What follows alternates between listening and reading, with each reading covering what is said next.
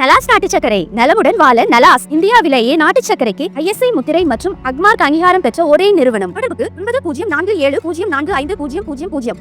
வங்கதேசத்தில் ஜூலை புரட்சியின் முதல் ஆண்டு நிறைவை ஒட்டி ஆகஸ்ட் 5ஆம் அன்று ஜூலை பிரகடனம் எனப்படும் 26 கொள்கைகள் அடங்கிய அறிவிப்பை வெளியிட இருப்பதாக இடைக்கால அரசு அறிவித்துள்ளது.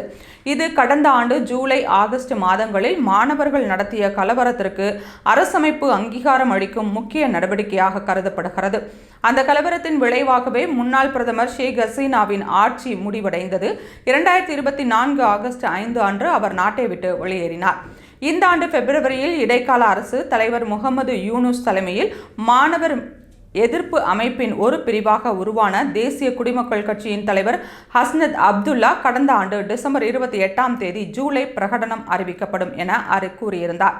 தற்போது அந்த யோசனை அடிப்படையில் இறுதியாக தயாரிக்கப்பட்ட 26 பிரகடனம் ஆகஸ்ட் 5 அன்று அனைத்து கட்சிகள் மற்றும் மக்களிடம் சமர்ப்பிக்கப்படும் என்று இடைக்கால அரசு அறிவித்துள்ளது. இந்த பிரகடனத்தில் அரசியல், அரசமைப்பு மற்றும் நிர்வாக மாற்றங்கள் குறித்து விரிவாக இடம்பெறும் என்றும் மக்களிடையே போராட்டத்திற்கு அதிகாரப்பூர்வ அங்கீகாரம் அளிக்கும் வரலாற்று செயலாக அமையும் என்றும் தெரிவிக்கப்பட்டுள்ளது.